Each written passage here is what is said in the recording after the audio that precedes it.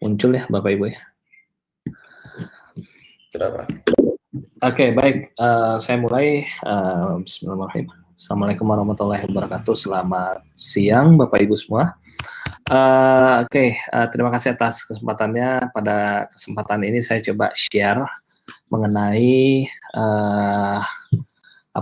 cara pitching ya, pitch atau mungkin istilahnya untuk UMKM adalah kita presentasi untuk berbagai kepentingan. Nah, bisa jadi kepentingannya adalah untuk mendapatkan bantuan dana, kemudian bisa jadi kepentingannya adalah untuk mempromosikan produk ya dan lain sebagainya. Jadi tidak terbatas pada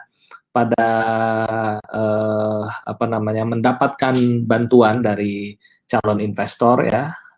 Ini juga bisa digunakan untuk kebutuhan lainnya. Tadi misalkan kalau produknya sudah jalan, kita gunakan untuk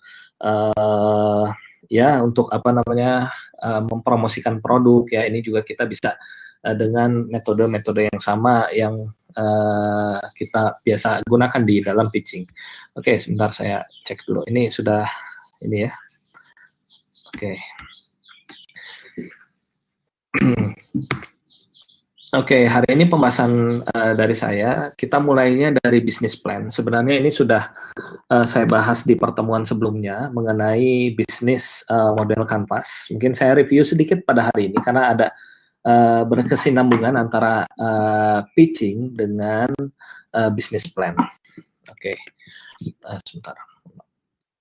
Oke, udah masuk ya.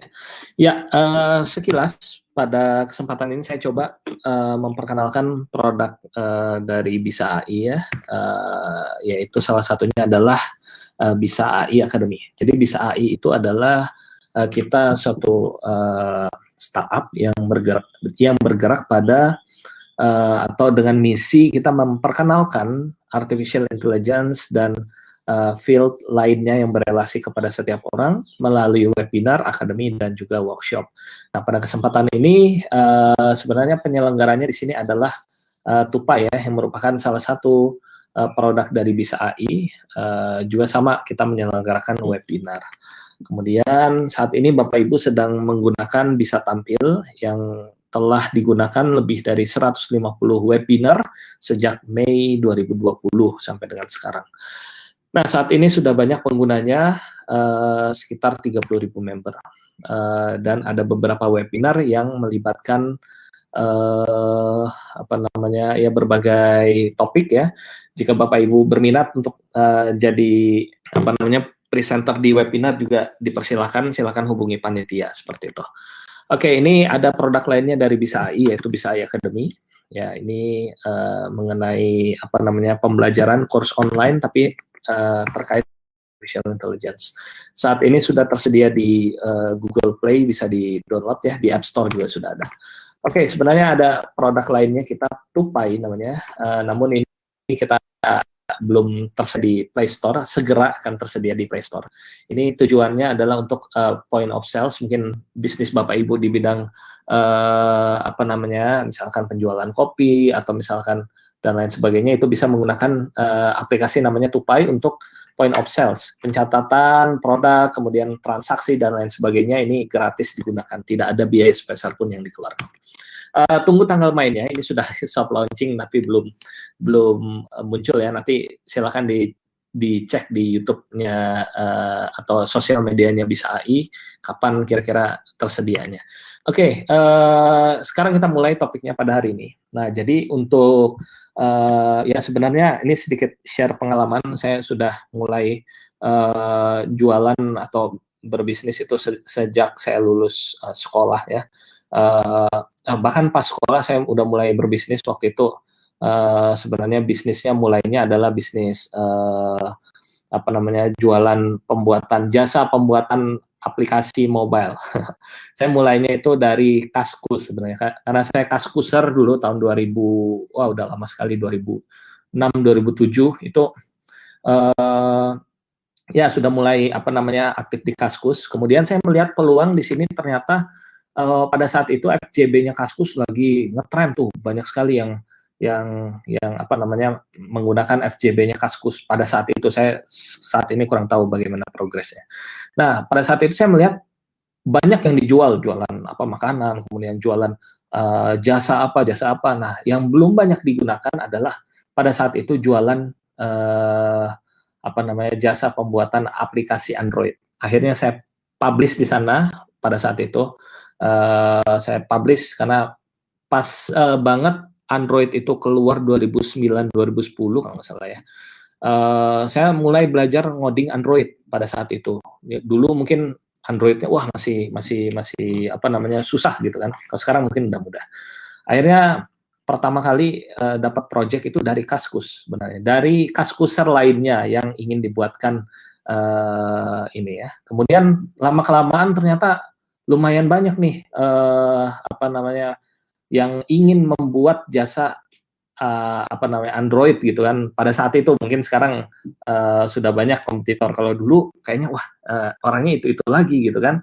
2009 2010. Akhirnya pada saat itu nggak ke handle. Nah, apa kita bentuk tim aja? Akhirnya saya memutuskan untuk bentuk tim.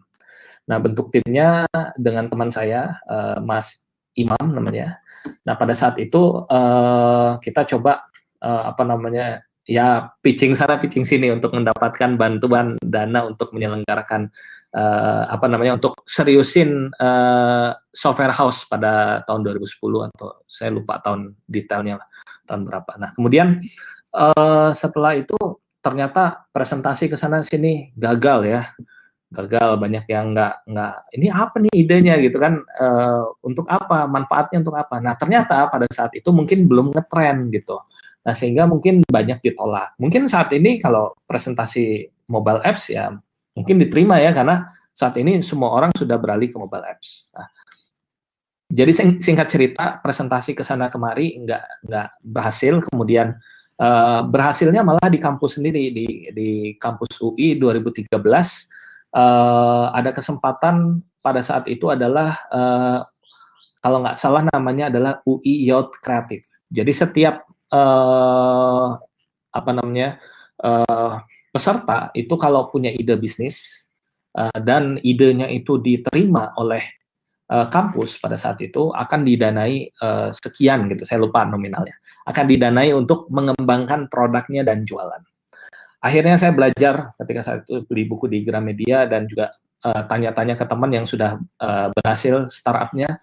Akhirnya didanai oleh kampus UI, Universitas Indonesia 2013. Adalah sekitar sekian gitu kan pendanaannya, kemudian dibantu juga untuk belajar bagaimana cara mengelola produk ya, mengelola operasional dan lain sebagainya. Nah, pada saat itu startup pertama yang berhasil didanai oleh kampus pada saat itu. Kemudian cuman bertahan 3 bulanan ternyata tutup, startupnya tutup akhirnya. Nah kemudian bangun lagi startup berikutnya, masih sama ya karena saya jago kandang, akhirnya ngajuin lagi ke kampus UI, ikutlah pendanaan yang lainnya, dapat lagi, kemudian beberapa bulan kemudian tutup lagi. Nah jadi seperti itu, artinya pada saat itu tidak sustain, dapat pendanaan tapi tidak sustain, tidak berkelanjutan, tidak survive gitu. Sebenarnya banyak faktornya ya, survive atau tidak survive-nya. Saya waktu mengamati ternyata saya tidak memiliki mentor yang pas ya, tidak memiliki partner yang pas. Itu yang pertama. Jadi sebenarnya ketika ingin kalau ini pendapat pribadi saya, ketika ingin kita punya suatu produk, kemudian kita ingin grow up produknya ya, kita ingin bigger gitu, dikenal orang. Langkah awalnya adalah kita memulai dari ide ya, ditemani oleh partner yang pas ya, dan kemudian timnya juga pas, seperti itu awalnya. Nah makanya saya bahas langkah awalnya adalah kita memulainya dari ide seperti itu. Oke, jadi bagaimana cara kita mendapatkan ide? Nah sebenarnya ide ini muncul dari permasalahan sehari-hari, dan juga ide itu harus bermanfaat. Kemudian harus divalidasi oleh komunitas apakah ini benar ide ini akan ngetren atau enggak, atau jangan-jangan hanya subjektif kita aja. Nah jangan sampai kita berpikir ide ini bakal laku. Saya pernah mengalaminya, saya terlalu pede, ide saya ini bakal laku gitu. Kemudian dapatlah pendanaan masih di kampus yang sama, dapatlah pendanaan, kemudian ternyata nggak laku gitu idenya. Pada saat itu idenya adalah jualan kado, kalau nggak salah ya, saya jualan kado. Jadi misalkan ya kayak Gojek lah, tapi yang dijual itu adalah kado gitu, dikirimkan kado. Nah tapi nggak laku gitu. Saya terlalu optimis dengan, ini bagus nih idenya, nggak laku. Oke, kemudian ya dan lain-lainnya. Jalan, kita harus mulainya dari ide terlebih dahulu. Apakah idenya ini bermanfaat bagi masyarakat? Apakah ini adalah yang dibutuhkan masyarakat? Nah, setelah kita yakin dan kita validasi ke masyarakat atau komunitas, maka kita bisa jalankan ide tersebut. Ya.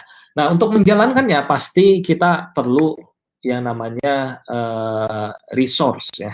Bisa resource, bisa dana pendukung ya, bisa tim ya, dan lain sebagainya. Nah, oke, kita lihat lagi. Jadi setelah ide Bapak Ibu atau adik-adik sekalian buat ya idenya, saya mau buat produk X misalnya. Nah, produk ini kemudian kita validasi dan kita tulis dalam bentuk business plan. Business plan-nya secara detail sudah saya jelaskan di webinar sebelumnya, tapi mungkin saya review sedikit. Nah, business plan-nya ini di sini saya mengambil dari Alexander Osterwalder ya, itu sudah lama sekali, 2005 kalau nggak salah. Ada 9 poin penting yang perlu kita tuliskan dalam perancangan bisnis kita. Ya, ada key partners, ada key activities, ada key resources, ada value proposition, ada customer relationships, ada channels, ada customer segments, ada cost structure, dan ada revenue streams. Nah, misalkan kita coba gali bersama ya, idenya adalah membuka kedai kopi. Ya. Kedai kopi saat itu tahun 2017 lah ya, masih lagi ngetren banget tuh kedai kopi. Semua orang membuka kedai kopi gitu, mulai dari yang low, middle, sampai high class ya. Semua orang berlomba-lomba ke sana, bahkan ada yang beli dengan harga mesin sekian ratus juta gitu kan, dan lain sebagainya, tapi ternyata tidak ngetren. Nah, itu juga perlu dihindari. Oke, kita kembali lagi ke bisnis model Canvas. Kasusnya adalah kasus kopi ya. Nah, oke, baik, saya coba jelaskan dengan kasus kedai kopi. Oke, mungkin sebelum ke kasus, kita coba jabarkan terlebih dahulu masing-masing bisnis plan yang perlu disiapkan. Kenapa bahas bisnis plan? Karena bisnis plan ini yang menjadi modal kita untuk menyusun pitching deck. Hari ini kita akan bahas mengenai pitching deck. Ya, jadi yang pertama adalah customer segment. Ya, jadi customer segment ini bagaimana kita menggambarkan pelanggan yang nantinya akan besar, atau misalnya target customer kita siapa, target pengguna kita siapa. Ini harus didefinisikan dengan jelas di awal. Sebagai contoh misalnya kasusnya adalah bisa tampil. Bisa tampil kan digunakan untuk conference ya, untuk webinar dan lain sebagainya. Nah, artinya saya perlu mendefinisikan bisa tampil ini adalah customer segmentnya. Yang pertama adalah dosen. Kenapa dosen? Karena dosen menggunakan bisa tampil untuk kegiatan misalnya sekarang sidang online gitu kan, atau pembelajaran online dan lain sebagainya. Yang kedua misalnya guru. Saya tulis guru misalnya. Kenapa guru? Ya sama, pembelajaran online dan sebagainya.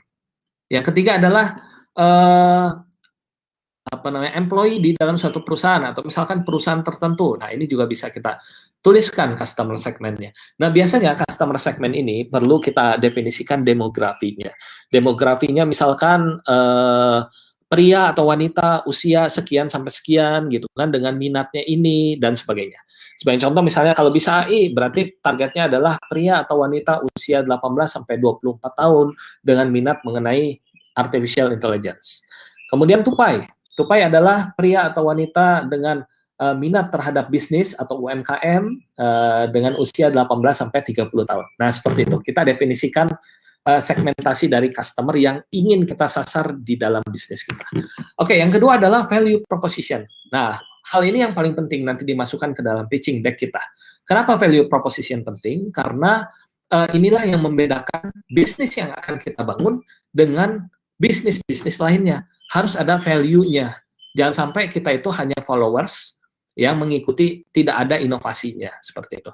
Nah, boleh kita mengikuti, misalnya kita mengikuti perusahaan X, tapi kita modifikasi, ada nilai value atau value proposition yang bisa kita jadikan kekuatan kita dalam promosi kepada customer atau branding dan lain sebagainya ya.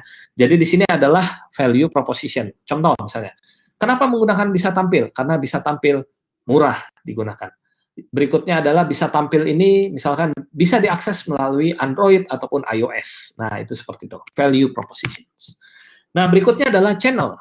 Channel ini adalah media bagaimana cara kita mendelivery produk kita terhadap atau kepada pengguna kita. Tadi kan sudah didefinisikan customer segmentnya adalah misalnya mahasiswa. Nah, cara delivernya bagaimana ke mahasiswa? Biasanya mahasiswa itu menggunakan Instagram saat ini. Kalau zaman saya dulu lebih banyak misalnya menggunakan Facebook gitu, atau lebih banyak menggunakan Twitter. Nah, itu media atau channel yang kita gunakan untuk mendeliver produk kita ke pengguna ya.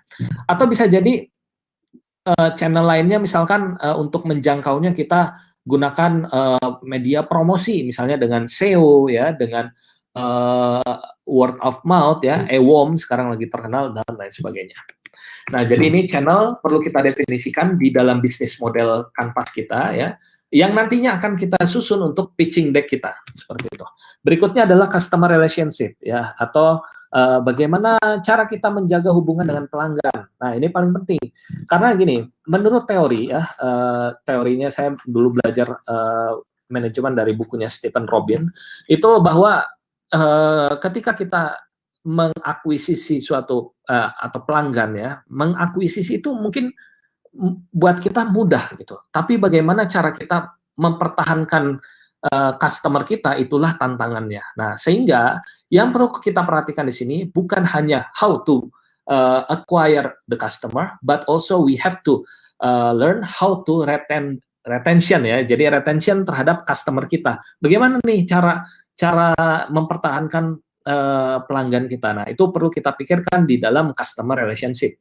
Sebagai contoh misalkan kalau Bapak Ibu pernah berkunjung ke restoran ya, salah satu restoran Jepang ya, di mana-mana ada cabangnya, itu memberikan customer relationship-nya dengan birthday party ketika datang ke restorannya. Jadi misalkan ketika ada yang ulang tahun, kita udah tahu pasti restoran itu ya, saya lagi ulang tahun nih, ya udah kita ke restoran itu. Kenapa? Karena akan dirayakan oleh seisi restoran itu, gitu kan? Nah, itu salah satu customer relationship. Artinya apa? Jadi dari situ bahwa customer akan merasa, oh, saya diperhatikan gitu. Oke, saya akan infokan ke teman-teman kita yang lain. Nah, jadi artinya di situ selain bisa dipertahankan customer kita juga bisa mendapatkan customer baru. Itulah customer relationship. Kita bisa menjaga hubungan baik kita dengan customer. Berikutnya jangan lupa juga untuk kontak person ya. Kontak person ini salah satu bagian yang penting dalam bisnis. Kenapa? Kalau misalnya tidak dilayani, ada suatu produk misalnya, tapi tidak dilayani, nah itu customernya akan pergi ke kompetitor ya. Jadi seperti itu. Oke, berikutnya adalah revenue stream. Revenue stream ini bagaimana kita mendapatkan suatu pemasukan dari produk kita. Jangan sampai pengeluaran terus, bakar duit terus. Ini saja ya, subjektif. Bakar duit tapi nggak ada pemasukan gitu. Ya tapi mungkin sekarang modelnya itu ya ada juga yang promosi terus-menerus, nanti diambilnya hasilnya belakangan gitu kan, bisa seperti itu. Nah, jadi revenue stream, nah di sini adalah bagaimana kita mendapatkan revenue atau pendapatan seperti itu. Kemudian key resources ya. Key resources ini adalah sumber daya yang ada di dalam bisnis kita ya. Misalkan sumber dayanya adalah, kalau tadi kedai kopi adalah mesin kopi, kemudian mesin kasir, point of sales, itu termasuk sumber daya dari bisnis ya.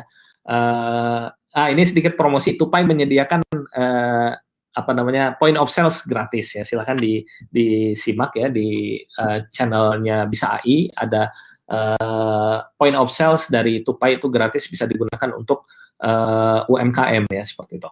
Oke, kemudian resources-nya bisa juga karyawan, kemudian bisa juga intellectual property dan lain sebagainya.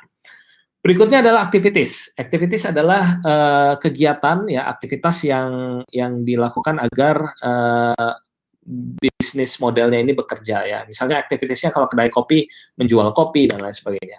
Kemudian partnership ya. Partnership ini adalah hubungan dengan mitra ya. Kita punya mitra, misalnya kalau kedai kopi mitranya adalah supplier kopi ya dan lain sebagainya. Kemudian cost structure ya, di sini adalah menggambarkan biaya yang harus dikeluarkan, bisa jadi biaya pegawai, biaya operasional dan lain sebagainya. Nah, jadi setelah Bapak Ibu memahami bisnis model Canvas ya, berawal dari ide, kita tuangkan di bisnis model Canvas, kita buat rancangan bisnis model Canvas-nya bisa dengan tools namanya Canvanizer. Ini gratis, silahkan digunakan di canvanizer.com. Nah, setelah kita buat bisnis model Canvas-nya, kita sudah tahu bisnis kita. Jangan sampai bisnis kita ini tidak ada gambarannya. Ya, saya pernah menemukan adalah salah satu perusahaan yang kita kelola gitu kan, tidak ada gambarannya sama sekali. Berpikir bisnis Canvas-nya ada di sini. Ada di otak saya, nggak bisa. Kita harus tuliskan bisnis model Canvas-nya. Harus kita tuliskan tujuannya apa, biar nggak ke sana kemari. Jadi ada terus. Kalaupun sudah ditulis, ya mungkin perlu kita ingat gitu kan di pikiran kita, ini bisnis model kita seperti ini, tapi harus ada tulisan. Ya. Minimal 9 poin ini harus kita jelaskan di dalam bisnis model Canvas. Nah, selain itu, Canvas kita lainnya bisa dengan Lean Canvas. Ya. Ini sebenarnya sama saja ya, Lean Change Canvas juga bisa kita gunakan. Nah, setelah kita bentuk bisnis model Canvas kita, inilah yang menjadi modal kita dalam menyusun pitching deck ya, atau apa namanya handout kita untuk presentasi di depan investor atau di depan calon partner kita, di depan tim kita atau di depan customer kita dan lain sebagainya. Ya, oke. Ya, saya coba berikan satu contoh ya. Oke, mungkin saya cek dulu. Oke, sampai sini jelas ya, Mas Iman ya, moderator, jelas ya. Oke, ya di sini saya coba ambil dua contoh di sini, yaitu kedai kopi dan juga online learning ya.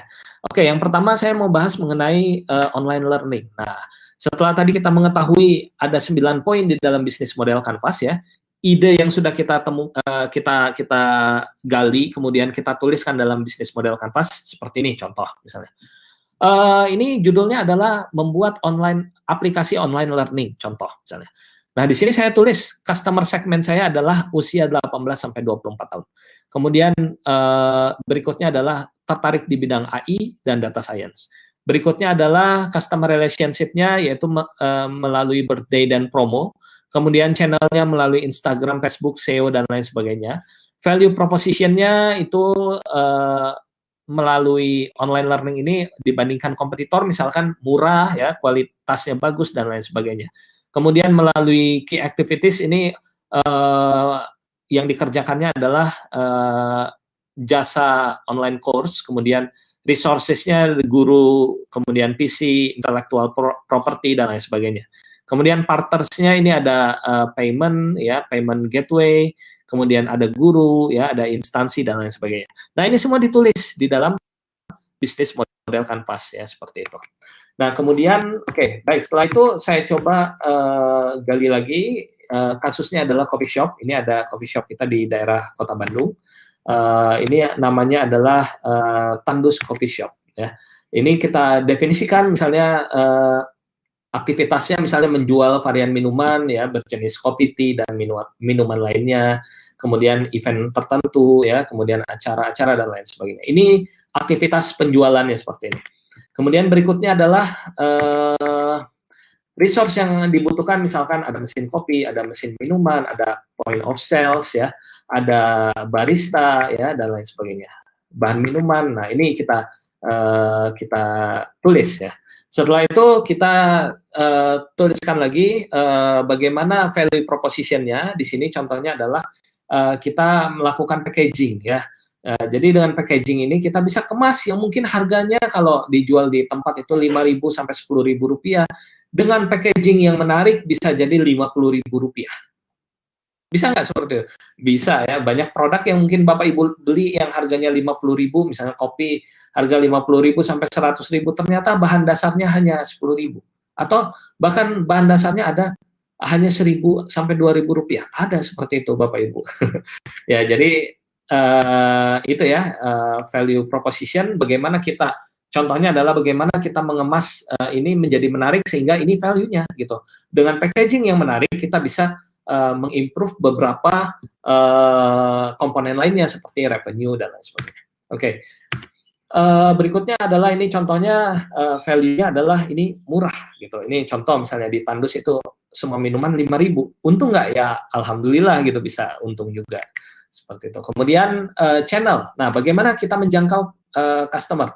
Saya sering lihat ya, ada salah satu restoran Korea itu ini mungkin saya mengamati aja. Saya melihatnya dulu gerainya di mana-mana. Pada saat COVID kan nggak boleh ke restoran kan, akhirnya mungkin buka di ruko kecil, tapi brandnya masih ada, delivery ternyata. Oh, deliverynya padat banget. Nah, mungkin bisa seperti itu gitu kan. Apa namanya, caranya kita menggunakan delivery-nya misalkan melalui partner yang saat ini sudah ngetren ya, GoFood atau GrabFood ya, sudah bisa menjadi partner delivery kita seperti itu. Kemudian melalui sosial media atau melalui e-worm juga sangat menarik ya. Kemudian berikutnya partners, kita perlu pikirkan partners kalau di bisnis kopi ya, kedai kopi ini adalah supplier minuman bubuknya, kemudian supplier kopinya ini menjadi partner kita. Kemudian berikutnya adalah berikutnya adalah customer segmentation. Nah, di sini kita tentukan ini siapa yang menjadi segmentasi customer kita. Berikutnya adalah revenue stream ya. Revenue stream ini pemasukan kita. Kemudian kita perlu menuliskan cost structure ya dan lain sebagainya. Nah, itulah bisnis model Canvas yang menjadi bahan kita dalam membuat pitching deck ya, agar kita bisa presentasi kepada apa namanya, bisa multi-purpose lah, bisa ke calon investor, bisa ke klien, bisa ke partner, dan lain sebagainya. Oke, sekarang saya akan bahas mengenai pitching. Nah, pitching ini jadi modal dasar kita untuk membuat pitching deck ini adalah apa yang sudah kita tulis di dalam bisnis model Canvas. Jangan sampai kita belum punya bisnis modelnya, kita langsung buat pitchingnya. Itu kan artinya sama dengan mengawang-awang gitu. Kita memikirkan yang belum jelas arahnya kemana. Nah, sehingga kita perlu menyelesaikan bisnis model Canvas-nya, baru kita membuat pitching deck-nya. Oke, sedikit ya, ini mengenai pitching ya, ini tips dan trik saja, teorinya banyak tersedia ya, tapi ini yang saya alami saja, yang saya coba share ke Bapak Ibu atau adik-adik sekalian. Jadi di sini yang pertama adalah briefly, ya, ini tips dan triknya. Briefly artinya ringkas, singkat. Kenapa kita perlu ringkas dan singkat? Karena nggak semua orang tuh mau mendengarkan konsep panjang kita. Cukup dengan potensinya bagaimana, gitu kan? Cara kerjanya apa, dan bagaimana peluang kita menjalankan bisnis itu. Mungkin investor udah suka gitu, sehingga nggak perlu yang ribet-ribet berhalaman-halaman sampai 15 menit, 20 menit, itu udah terlalu lama gitu. Saya pernah ikut kegiatan hackathon, saya lupa namanya, banyak lah hackathon yang menawarkan pitching gitu kan. Pitchingnya berapa menit? Hanya 1 menit. 1 menit kita presentasi mengenai ide bisnis kita ke investor, calon investor. Gimana caranya presentasi 1 menit, deliver semua apa yang ada di dalam bisnis plan. Nah, itu salah satu tantangannya ya. Jadi kita dalam 1 menit bagaimana caranya agar calon investor, calon partner, calon customer ini bisa memahami produk kita dalam 1 menit. Nah, kita latihannya nanti di speed dating. Nanti saya jelaskan di slide berikutnya. Oke, berikutnya adalah di dalam pitching deck kita seharusnya ada perbanyak grafis ya, perbanyak demo, dan perbanyak statistik. Ya, karena kalau statistiknya valid ya, mungkin investor itu pintar gitu, sudah tahu ini yang mana yang bakal didanai. Oh, dengan ini seperti ini, oh peluangnya besar didanai, seperti itu. Kemudian kurangi teks ya. Kemudian berikutnya adalah know your slide. Jangan sampai slide-nya ini kita tidak tahu artinya ada di slide berapa dan lain sebagainya. Saya pernah pitching dulu tahun 2014 kalau nggak salah. Pitchingnya itu saya kata investor, calon investornya seperti ini. Saya pernah lihat di slide saya lihat di slide kamu ada ini, coba balik ke sana. Ternyata saya lupa ada di mana, nah, itu kan kurang bagus hasilnya. Sehingga kita harus mengetahui slide yang kita buat. Oke, berikutnya kalau bisa di dalam slide kita ada statistiknya. Nanti saya coba perlihatkan contoh yang bisa tampil ya, saya perlihatkan. Kemudian ada opportunity-nya. Bisnis yang kita bangun, ini opportunity-nya bagaimana? Nah, itu harus dijelaskan. Kemudian know your slide, ya ini paling penting. Kita harus tahu slide kita, posisinya ada di mana, jadi nggak back lagi, next lagi, dan sebagainya. Oke, kemudian di dalam pitching deck seharusnya ada beberapa informasi ya, seperti founder dan timnya, kemudian ada potensi pasar ya, dan ada resiko dari bisnis yang kita coba propose ya, seperti itu. Kemudian untuk latihan pitchingnya, ini bisa menggunakan speed dating ya. Speed dating ini biasanya banyak sekali ya.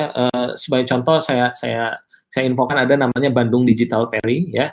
Saya lihat di sosial medianya itu rutin mengadakan speed dating ya untuk latihan agar terbiasa dengan model pitching. Kemudian dengan networking, perbanyak networking agar kita bisa ketika sudah saatnya presentasi depan calon investor udah siap gitu. Oke, saya akan coba lihatkan contohnya dari pitching seperti ini ya. Oke, ini contohnya adalah bisa tampil ya namanya. Bisa tampil ya di awal. Saya cuma 6 slide sebenarnya, 11 slide yang ini ya. Oke, seperti ini. Kemudian visinya kita lihatkan, misalnya we introduce AI to everyone through webinar, seminar, workshop, dan lain sebagainya. Ini visinya. Oh, udah jelas, berarti visinya adalah ingin mengenalkan AI melalui apa? Melalui webinar, seminar, dan workshop. Gitu.